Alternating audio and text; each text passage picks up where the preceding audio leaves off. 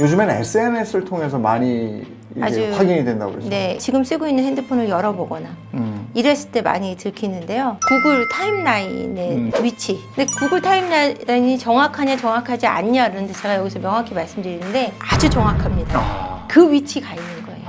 그 쯤에 있는 거야. 그 옆에 식당이 있잖아. 오징어집 있었잖아.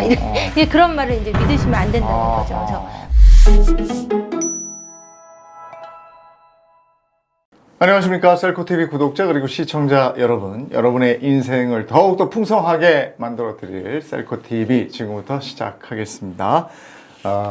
결혼하셨어요? 미혼이십니까?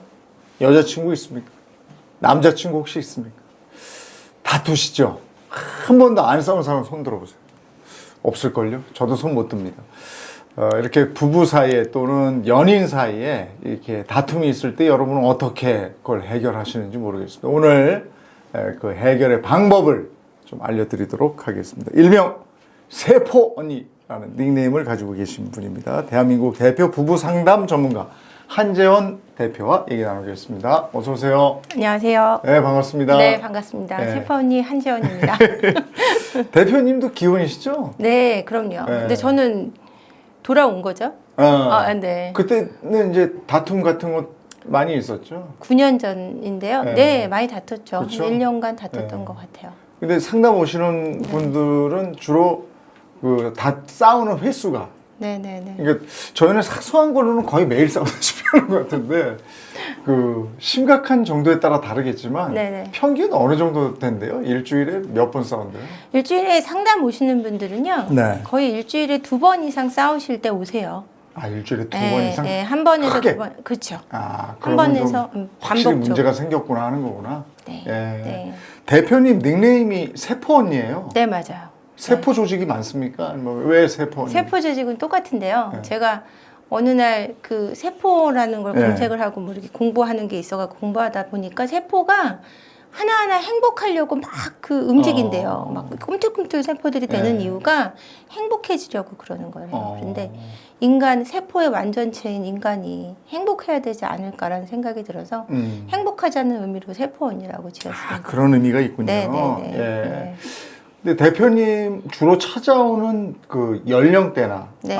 먼저 성별 그리고 연령대 말씀해 주시면. 부부 상담을 오시니까 거의 성별은 비슷하시고요. 그럼 여자가 주로 먼저 온다든지 남자가 여자분들이 신청하시는 게 한 60%, 그렇죠. 남자분들이 한 40% 정도 신청을 하세요. 연령대는? 연령대는 네. 20대 후반부터 네. 50대 후반까지가 제일 많으세요. 다양하세요. 이혼 사유를 보면 성격 차가 제일 많은데 네.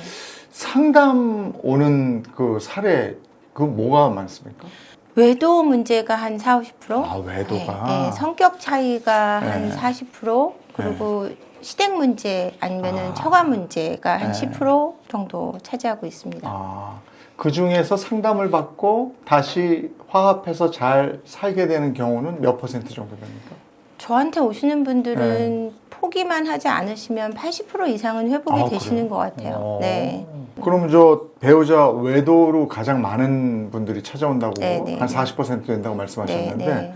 외도가 가장 많이 발생한 연령대도 있습니까? 연령대는 네. 40대에서 50대요. 40, 50대가 제일 네, 그래요? 40, 50대요. 네. 이유도 혹시 말씀해 주실 수 있습니까? 이유는 아무래도 그때 사실은 권태기는 결혼 후 5년 후 가장 많이 발생하고요. 그럼 훨씬 지난 건데. 훨씬 지나서 이제 중년의 위기가 옵니다. 남성이든 여성이든 또 갱년기라고 얘기하기도 하고요. 그때 이제 문제가 생기는 거죠. 갱년기에 중년의 위기. 저희 집사람도 지금 갱년기를 겪고 있는데 네네네네. 남편을 좀 멀리 하려고 하더라고요. 아무래도 네. 그렇죠. 그런 데서 오는 갈등인가요? 그런 데서 오는 갈등도 있고요. 남성분들이 보통 중년의 위기를 많이 겪으시는데 이 중년의 위기라는 것이 어떤 거냐면 청년 시기가 끝나는 거예요. 중년이라는 건. 청년이 이제 4세까지 끝나는 걸로 이제 얘기를 하는데요. 그때 중년기에 들어서면서 본인이 목표로 삼았던 목표라든가 아니면 자기가 가질 수 있는 기회가 줄어든다는 불안감이 생기면서 또 신체적으로 쇠퇴하는 걸 느끼잖아요. 생리학적으로. 그러다 보니까 불안한 심리가 생기고 그 불안한 심리 속에서 이제 열심히 뭔가 생산성을 발휘해서 자녀들을 키우고 거기에 보람을 가지셔야 되는데 그게 되지 않고 침체기로 들어가시는 분들이 있어요. 그래서 자신이 굉장히 쇠퇴하고 있고 모든 기회를 놓쳤고 이런 불안 심리. 스스로 화가 나는 거죠. 그렇죠. 네. 스스로 믿고 스스로 모든 걸 잃어버리는 것 같은 기분에 뭔가 새롭게 시작할 수 있는 어떤 기회를 갖고자 할 때 다시 남성으로서 나를 존중해주는 여성들과 교류를 맺게 되는 거죠. 아, 그래서 네. 그때 이제 바람이 많이 나를 좀 인정해주는 여성이 나타나면 그렇죠. 새로운 기분이 들어서 네. 그때 바람을 피게 된다. 그렇죠. 아내분들은 아. 남편에 대해서 인정해주기에는 너무 많이 알아요. 아. 얼마나 시시한지, 어. 제가 얼마나 다 파악이 허황된지. 돼버린 거야. 아. 그러니까 요 시기가 되면 서로 네. 대면대면해져요. 네, 너무 많이 알게 되니까. 서로 너무 아는 거예요. 네. 새롭지 않아 전혀. 근데 새로운 여성이나 회사 직원이나 아니면 네. 술집에 가거나 이랬을 때 그 네. 여성들은 와, 과장님 최고고, 네. 과장님 없으면 회사 안 돌아가고, 음. 차장님 안 계시면 우리 회사 끝나고, 또 술집 가면 오빠가 최고고, 오빠 같은 사람하고 사는 여자는 되게 좋을 거야. 막 이렇게 마음에 드는 얘기만 해준단 말이에요. 이럴 때 부부간에도 잠깐 좀 떨어져 있으면 다시 좀 그리워지고 이럴 텐데 안 됩니다. 계속 붙어 있어서 그런 거예요. 아니에요. 아, 떨어져 있으면 편안해집니다. 아 서로가 그럼 그 편안함에 젖어버리게 되는구나. 그렇죠. 다시 들어오는 걸 싫어하게 됩니다. 아. 그래서 별거는 이혼으로 가는 지름길이고요. 별거를 하는 거는 절대 좋은 선택일 수 없어요. 그래도 서로 바람을 피웠을 때는 네. 그냥 대면대면한 사이지만 막 화를 내잖아요. 서로 바람을 폈을 때는 네. 끝나는데요. 네. 한쪽만 바람을 폈을 때는 잘 헤어지게 되지 않습니다. 그럼 보통 어떤 반응을 보입니까 처음에? 여성분들, 남성분들 비슷하게 반응을 보이시는데 네. 남성분들 같은 경우는 이제 너무 싫어. 더러워. 이렇게 끝내버리시는 경우가 더 많고요. 50% 정도 되고요. 50%는 그래도 가정을 지키고 싶다라고 생각하시는데 여성분들은 90% 정도는 가정을 지키고 싶어 하시고 10% 정도는 이혼을 하세요. 여자가 더 참는구나. 네, 여자가 훨씬 많이 참아요. 남자들은 그냥 아우 끝나. 끝나. 이렇게 해버려. 들어오. 됐어. 나 못 살아. 이렇게 되시더라고요. 그러면 외도를 들킨 배우자의 반응은 어떻습니까? 똑같아요. 남성이나 여성은 똑같은데 적반하장. 너 때문에 바람 폈어. 이게 아주 일반적입니다. 나는 진짜 바람 피려고 핀 게 아니라 네가 너무 못해줬기 때문에 네가 관계를 피했기 때문에 또는 네가 날 무시했기 때문에 다 이유가 있네. 그럼요. 핑계 없는 무덤은 없다는 얘기가 여기서 나온 거 아닌가 싶거든요. 근데 그거는 시인을 하는 거잖아요. 시인을 할 수밖에 없는 증거를 갖다가 증거가 주니까 있을 때. 증거가 있을 때. 근데 증거가 없을 때 정황만으로 소위 얘기해서 얘기를 할 때는 그냥 이렇게 솔직히 얘기를 해야 돼요? 아니면 절대로 아니라고 얘기를 해야 돼요? 절대로 아니라고 하는 게 좋죠. 정황만일 때는 아니라고 그러니까 정황만일 때는 묻는 사람도 네. 아니길 바라면서 묻는 걸 수 있어요. 그러니까 그때 맞아 해버리면 이게 끝내자는 얘기인가? 묻는 사람은 이런 게 있는 거예요. 내가 정황이 있어서 짐작은 충분히 하고 있는데 내가 눈치를 챘으니까 너 얼른 사단 나기 전에 끝내. 그러면 아니라고 하고 끝내야 되는데 아니라고 하고 끝내지를 않아요. 이분들이. 지속된다 이거죠? 네, 지속되죠.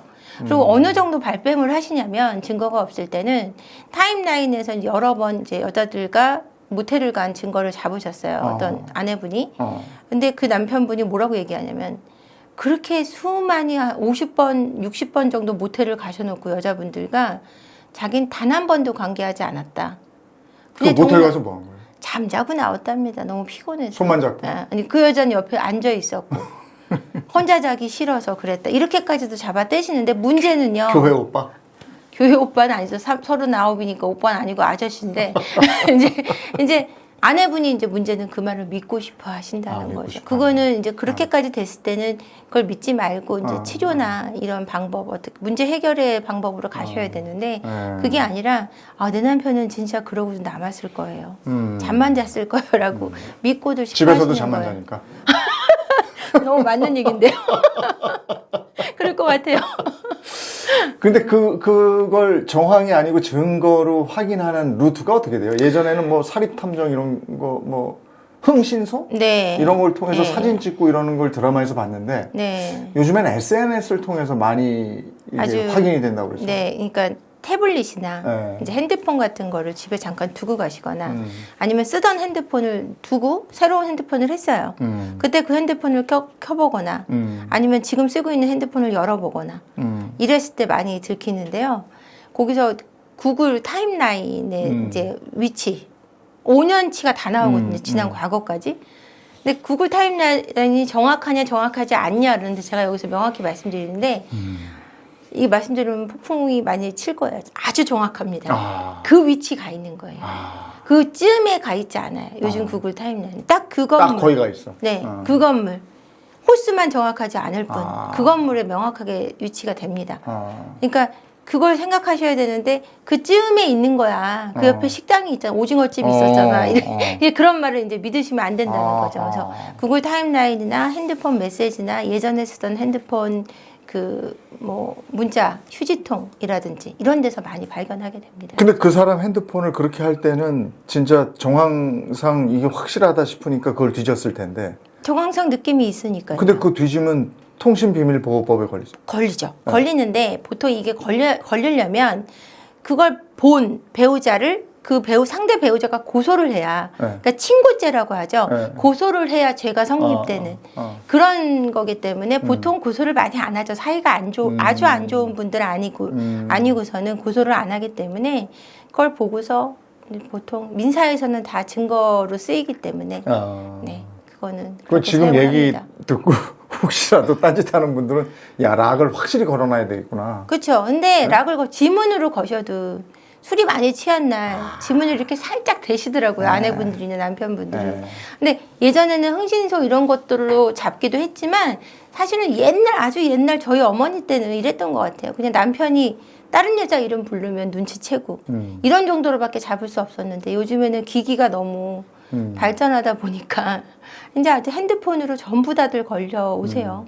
그 예전에는 네. 나는 저 인간 딱 보면 알아. 이걸로 판단을 했던 경우가 있는데 그렇죠. 어떤 느낌이면 아, 저 사람이 혹시 외도하는 거 아니야 이런 게 있을까요? 가장 정확한 거는요.